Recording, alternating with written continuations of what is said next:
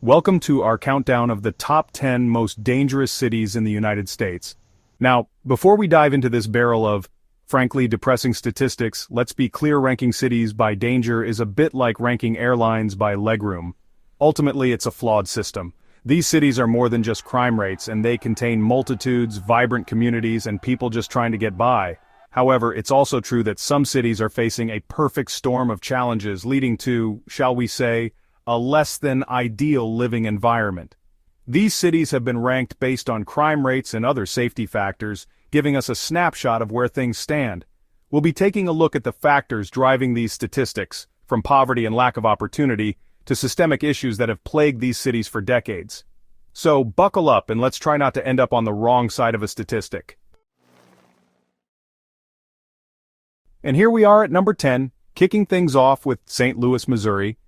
You know, the home of the Gateway Arch, toasted ravioli, and unfortunately, one of the highest crime rates in the country. You see, St. Louis isn't just grappling with your run-of-the-mill petty theft. No, they've got the full buffet of crime with a particularly hearty helping of violent crimes. We're talking about a city where even the pigeons look at you like they might shank you for a stale breadcrumb. It's enough to make you want to invest in a suit of armor and maybe a few attack pigeons of your own. Look, it's sad. It's genuinely sad. No one deserves to live in fear, but sadly that's the reality for many in St. Louis. Next up at number 9, we have Detroit, Michigan. Once a symbol of American industrial might, Detroit has fallen on harder times, and unfortunately those hard times have manifested in, you guessed it, high crime rates.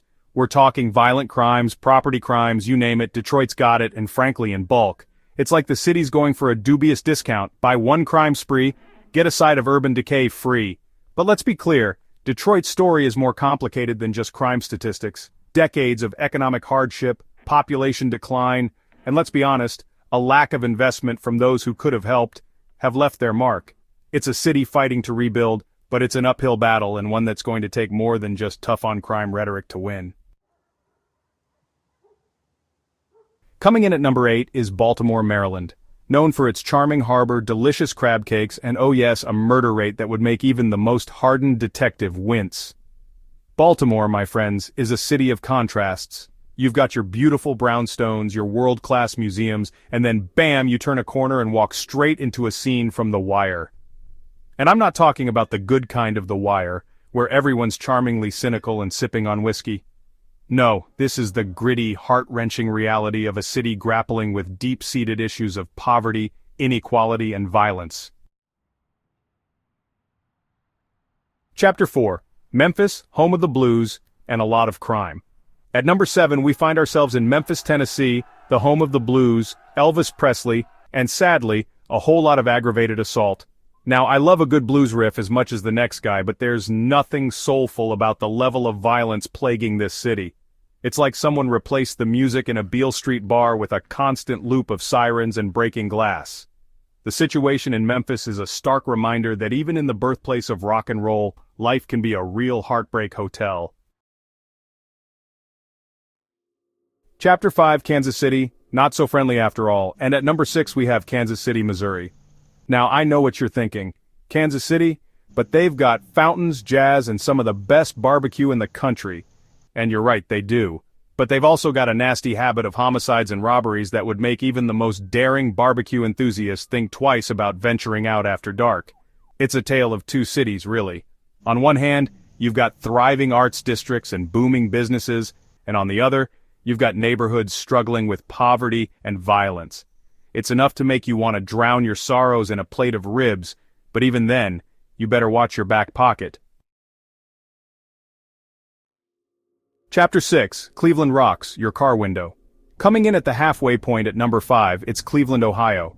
This city on the shores of Lake Erie, a city that dares to call itself the Forest City, is sadly more akin to a concrete jungle where only the strong, and those with good insurance premiums, survive. See, Cleveland's grappling with a 1-2 punch of both violent and property crimes. It's like someone's playing a particularly cruel game of Monopoly, where go directly to jail is replaced with go directly to the police station to report yet another stolen car stereo.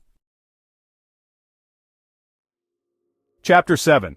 Milwaukee, more than just beer and cheese. Unfortunately, Milwaukee, Wisconsin. Number 4 brings us to Milwaukee, Wisconsin. Now you might associate Milwaukee with beer, cheese, and those hats that double as beer holders. And while those are all fine and good, they're unfortunately overshadowed by the city's less charming attributes. A depressingly high rate of homicides and assaults. It's like someone spiked the cheese curds with a hefty dose of aggression. And frankly, I for one am lactose intolerant to that kind of violence. At number 3, we have Albuquerque, New Mexico, a city best known for its stunning desert landscapes, its connection to the hit show Breaking Bad, and sadly, a crime rate that's anything but fictional.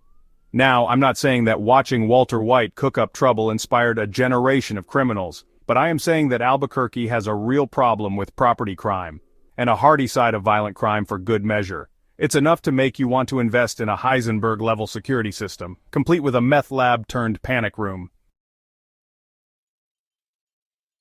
Number 2 takes us to sunny California, but don't let the palm trees fool you because we're talking about Stockton. And let me tell you, the only thing sunny about Stockton's crime rate is the disposition you'll need to maintain while reporting your stolen bicycle for the 3rd time this year.